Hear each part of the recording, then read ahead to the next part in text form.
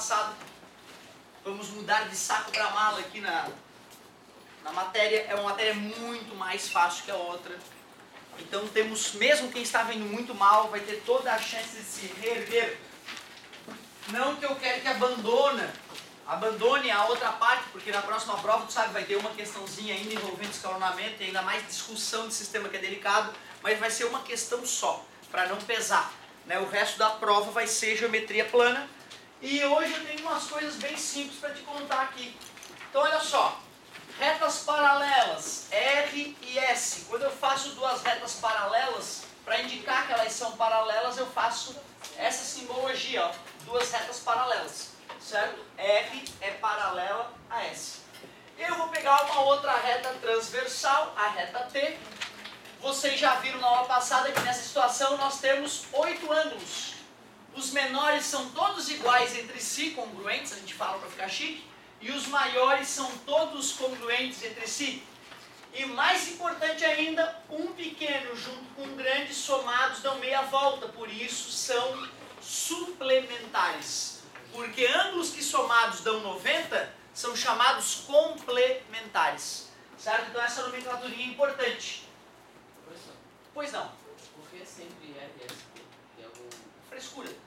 Frescura. Poderia ser A, B, C, bobagem. Galerinha, o negócio é o seguinte.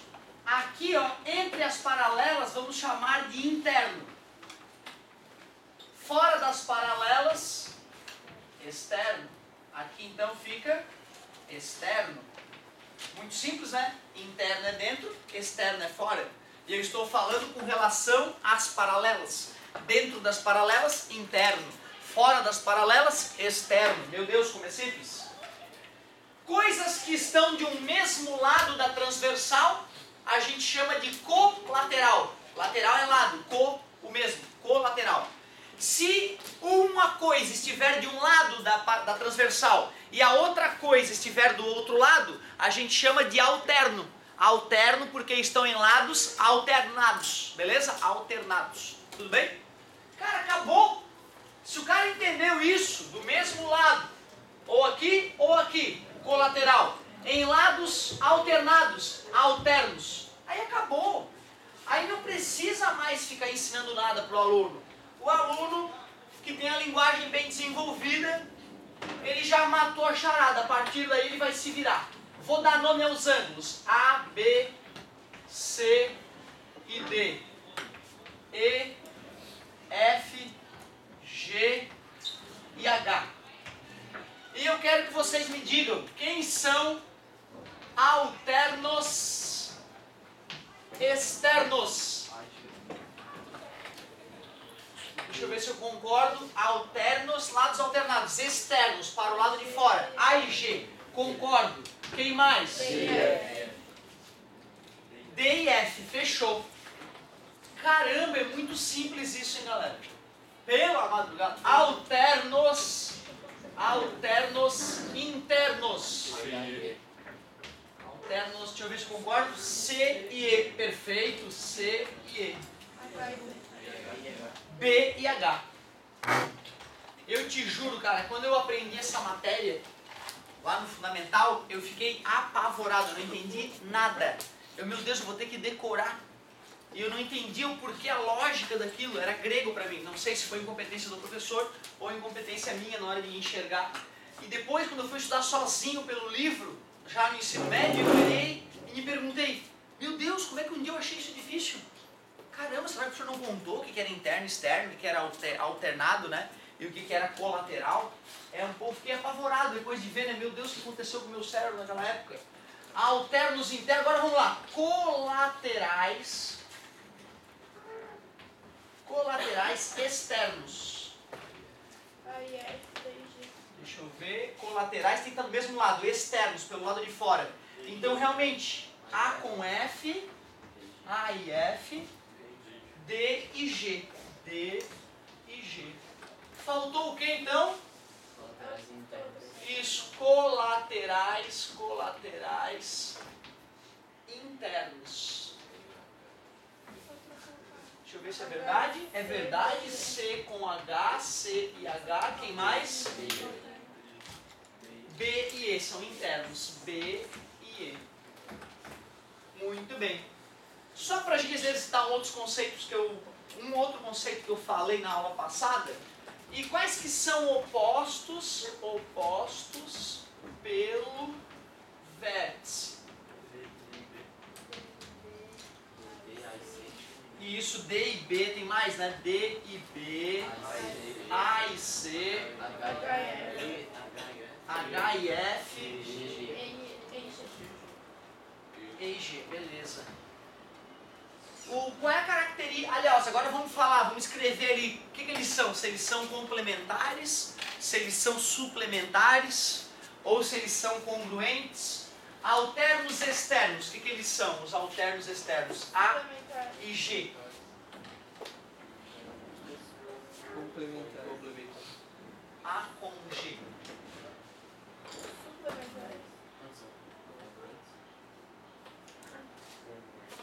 Congruentes, né? Percebe que o A é um dos pequenos? Consegue perceber que o D é maior que o A? Que o B e D são grandes, o A e o C são menores? Concorda comigo? Olha aqui. Grandes, pequenos. Eu não tinha te contado que todos os pequenos eram congruentes entre si agora há poucos minutos? Então deveria ter enxergado ó, que o A é um dos pequenos e o G também é pequeno. Se ambos são pequenos, eles têm que ser congruentes. D e F, vamos ver, D é dos grandes, concordas? E o F é grande também. Então eles têm que ser congruentes. Congruentes. Deixa eu ver os alternos internos. C e E. Pequeno e pequeno, congruentes. B e H. Grande e grande, congruentes. Então os alternos são sempre congruentes. Congruentes, congruentes. Ah, professor, ó, o A e o H são alternos e não são congruentes. Pois é, eles são alternos, só que um é externo, o outro é interno, então ele não cai naquela classificação. Não tem uma classificação para os dois juntos. Por isso que eu digo, se está dentro da classificação e é alterno, é congruente. Mas eu acho que não vale a pena decorar isso, cara. Né? Eu não lembro, os caras me param na rua, alternos internos, congruentes ou suplementares. Eu não sei. Eu vou, calma. Eu vou ter que fazer um desenhozinho mesmo que seja mental, pensar um pouquinho. Não, são congruentes. Eu quero te dizer que não está automatizado de bate-pronto na minha mente isso aí. Está armazenado por lógica lá dentro. Por isso que no leito de morte eu saberia fazer esse estudo, acredito eu. Se o Alzheimer não tiver batido forte, né? Eu vou conseguir fazer, certo? Porque não decorei. Mas tu vê, né? Decoreba, lembra da página amarela lá da Veja, né? Comentei com vocês. Tu vê que situação engraçada que me aconteceu na sexta-feira quando eu estava dando aula. Lá na página amarela fala, né? Que decorar por decorar não adianta, né? O cara lembra menos do que o cara que imagina ou o cara que reflete sobre a frase. Lembra daquela pesquisa, né? Cheguei a comentar com vocês, né? Aí, mas na minha aula, enquanto eu estou lá, né? Principalmente numa turma de 80, quando eu estou ali dando aula, eu preciso do feedback da galera, entendeu? Ou seja, falar alguma coisa, completar uma frase, vocês me conhecem, né? Só por eu sentir que vocês, não é para que vocês aprendam por repetição. Até porque para aprender por repetição tem que ser 30, 40 repetições, não é 2 ou 3 na aula, só para ver se tu está acordado, né? E aí numa dessas, eu citei pra galera lá, né? Ó galera, aconteceu assim, assim, assado, eu li na página amarela da Veja, um cara que falava isso e aquilo. E aí uma menina, professor, mas tu pede pra gente repetir. Como se eu ensinasse baseado em repetição, né? E é importante que tu saiba, embora eu te peça para repetir uma vez ou outra, não é o método, isso não faz parte do método. O método é tu estar consciente comigo, né? Interagindo comigo. Apesar de decoreba não funcionar, eu argumentei com eles, eu lembro da minha primeira aula de história do terceirão de 1999. Os povos gregos que dominaram a Grécia Antiga. Jônios, aqueus, dórios e eólios. E o professor dava aula por mnemotécnica. Ele ficava repetindo. Ele passava um quadro e a galera ficava uns 40 minutos da aula repetindo o quadro com ele. E era tão repetitivo, que 15 anos depois eu lembro da minha primeira aula de história. Então tu vê, eu não sei mais porcaria nenhuma da Grécia Antiga. Não entendo como é que foi, qual povo chegou da onde, fez o que trouxe, o que não trouxe. Ou seja, eu sou uma nulidade histórica nessa época. certo? Porém, eu sei que os povos gregos que dominaram a Grécia Antiga, jônios, aqueus, dórios e eólios. Tu vê que loucura, né? Só para te mostrar, tem coisa que pode funcionar por mnemotécnica, não é a melhor maneira. O professor que, vê que coincidência com uma vida engraçada, né? O professor que me dava essa aula é o Arthur, professor famoso aí dos grandes cursinhos da cidade. E eu um dia encontrei com ele e falei, Arthur, continua com aquela aula de mnemotécnica? Ele falou, não, mudei a técnica. Então tu vê, ele evoluiu a aula dele já não é mais aquela mesma aula. E hoje eu trabalho com o irmão dele, que é professor de história em outra instituição de ensino. Né? E o cara é renomado, o cara é fera. E de certa forma percebeu em algum momento que só a repetição não era o bicho, né? E usa outras técnicas além dessa, provavelmente, na aula dele.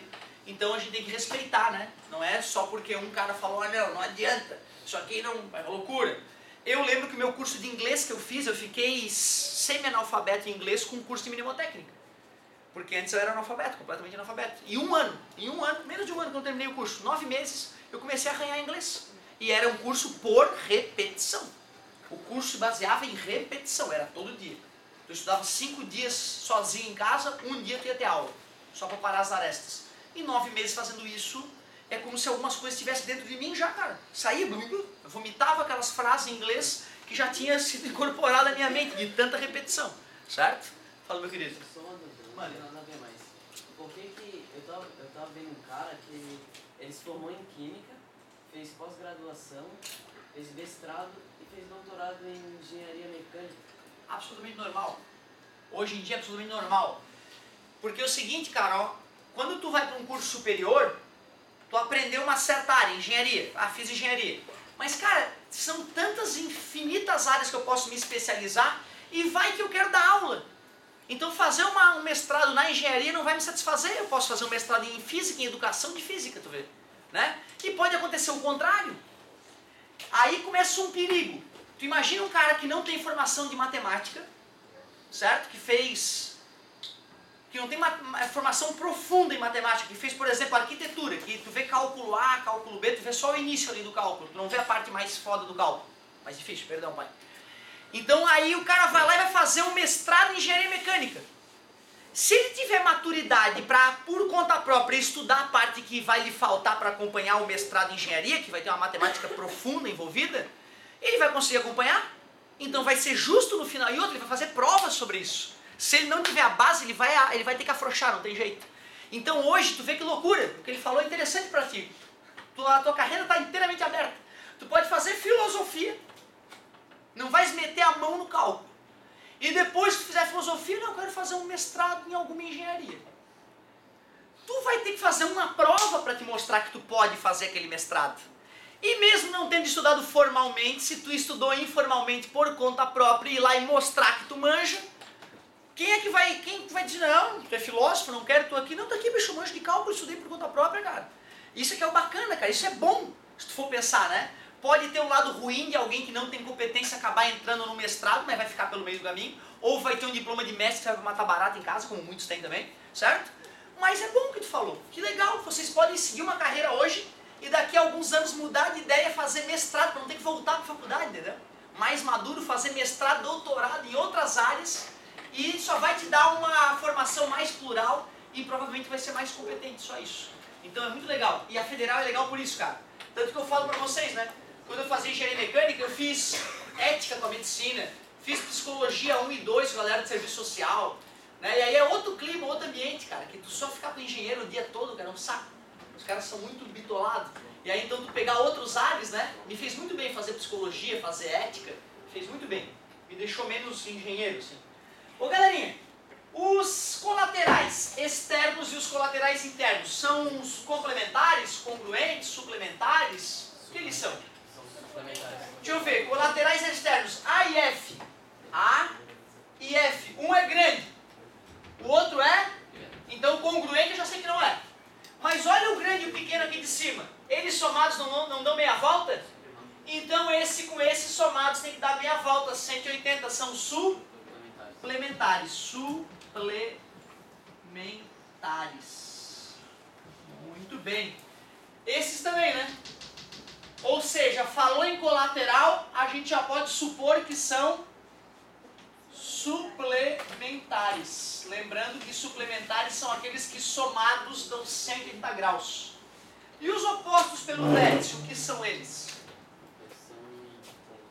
Né? A é pequeno, C é pequeno, D é grande, B é grande. Opostos pelo vértice também são congruentes. Depois desse bate-papo aí sobre os ângulos, eu gostaria que vocês fizessem página 24. Já foi feito essa página 24. Já foi feita a página 24. Não era o dever? Ah, que beleza. Então beleza, então eu vou corrigir a página 24 e a 23 também? Era essa que era a tarefinha. Beleza. Quem então já fez isso aí, já pode anotar a próxima tarefa ali, que depois que eu corrigir a gente vai começar a fazer. Página 25, tem uma questão só que é desafiadora, e página... e aí lê a página 27, fazer a 26 depois da 25 vai ser chovendo molhado, tudo igual. Fala, meu querido. Ótimo. Muito bom, obrigado, hein? Olha que legal, é assim que se enriquece a aula. O amigo olhando pela apostila e olhando, comparando com a minha aula, ele percebeu, poxa, o professor esqueceu de comentar um tipo de ângulo. O ângulo que é chamado correspondente. Ângulos correspondentes, galera, é ângulos que estão na mesma posição relativa. Por exemplo, ó, o ângulo D aqui tem um ângulo lá embaixo que está na mesma posição que ele. Qual é o ângulo? É o H, né? Concordas? Está no canto esquerdo superior. Eu desço, o cara que está no canto esquerdo superior, entre esses quatro ângulos, é o H. Então D e H são correspondentes. Me digam outros correspondentes. A e E. A e E, obrigado. A e E. Que mais? C e G, canto inferior esquerdo, canto inferior esquerdo. C e G. B e F, para finalizar. O que eles são, esses ângulos correspondentes? São congruentes. Congruentes, eles são do mesmo valor, congruentes. Tu vê que bacana, é claro que na hora de corrigir eu ia ter que me retratar, né? Mas o aluno fazendo dessa maneira me ajudou enormemente. Obrigado, fico feliz de ver a concentração do colega. Pô, já que eu tinha pedido a tarefa, né, cara? De repente vale a pena dar uma olhadinha só para ver quem está no caminho da luz, né?